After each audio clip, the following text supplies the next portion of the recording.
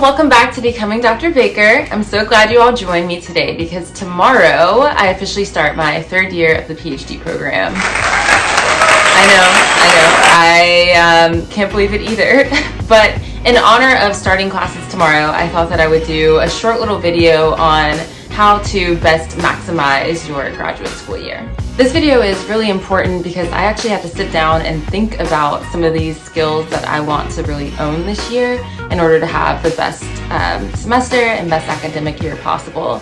And I think because most of my graduate school experience has been in the depths of the pandemic and COVID, it was really important for me to just sit down and be like, what do I need to do to maximize this year? I mean, seriously, like I'm finally getting the graduate school experience that I really wanted, so how I'm gonna make the most of it. Because I am in third year, I do know most of my professors in the graduate program, but I don't know all of them. And so one of the things that I want to do is make sure that I attend office hours, attend them often, and attend them early. You want to make sure that professors know who you are, what you're about, what you hope to accomplish, and really form a connection or relationship with each one of them. It's also okay to go to office hours for a professor that you don't have this semester, but you're really interested in their work. Again, networking isn't about who you know, it's about who knows you. So really make sure that you form those connections. And honestly, I would say the same thing for students as well. No matter what kind of student you are, what level you're at, undergrad, master's, doctoral, you need to form relationships with your peers because eventually those peers are also going to have degrees and be in positions where they may be able to give you opportunities. Or, you can also just make friends to make friends. What a concept. So I would say definitely form relationships is probably one of the biggest things in graduate school. Relationships and connections are really going to be your currency in making sure that your career takes off. And also if you're out partying a little bit too much, you want to have a friend in the class who can tell you about the assignments and what you missed. That's definitely important.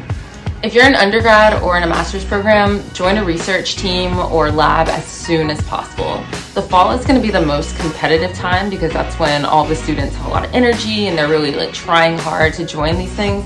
But I would say do it because if you don't join until the spring, that's a whole 3 to 4 months that you miss of research experience and opportunities. So email your professors, set up meetings, look at labs, look through the listings, just search what you're interested in and definitely go after those opportunities because they'll pay off. If you're interested in joining a research lab, I would say to email the director of the lab, or sometimes there may be a lab coordinator or manager. Make sure you send them your CV, outline your interests and why you're interested in the lab, and then maybe some of your availability as well. Try and keep the email short. I got a lot of long emails last year and honestly, it took me a while to look them over and respond. So keep them to about a paragraph and make sure that you do attach that CV so that they can get a really good sense of who you are and how you may fit into the lab. When it comes to classes, I got this tip from one of my friends. Make a list. It can be on your calendar, it can be an Excel sheet, it can be a Word document.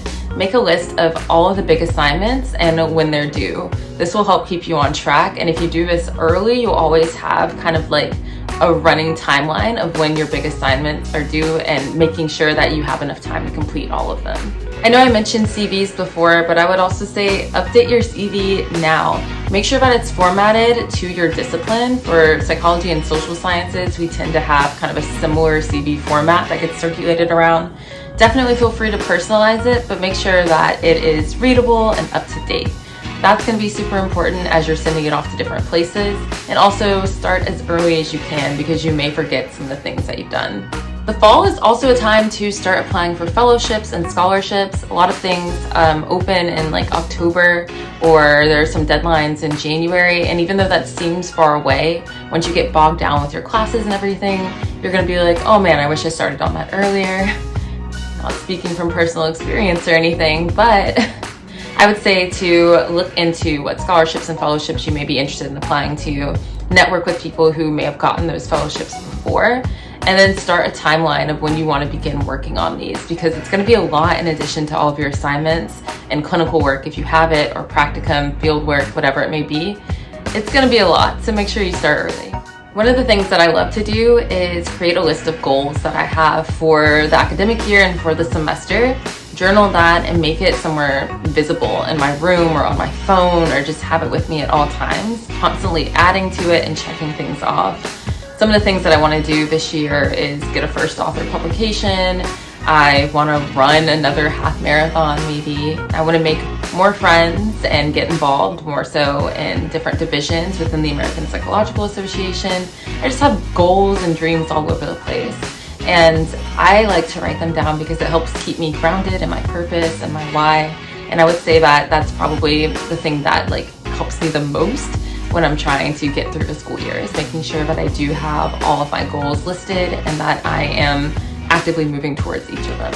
I know that I listed a lot of academic-y things because this is, predominantly an academic video, but the other thing that I like to do is to write down things that I want to do that are outside of academia.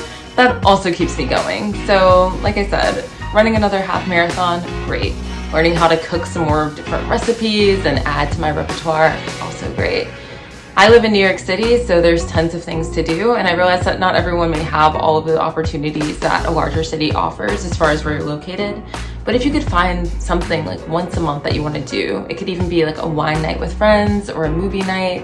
It could be wanting to just explore a new place that you haven't been to before, or read a book or something like that. Make sure you add those things to your list as well. And if you want to go a step further, you can even schedule time in your calendar to do these things, because I live by my calendar. I'm always giving a piece of myself to other people, and I have to remember to schedule things just for me as well. That's all for now. Thanks for tuning in to this video, and I hope that you learned something for it. I wish you the best semester and academic year, and I'll be back soon with more tips and videos. Bye!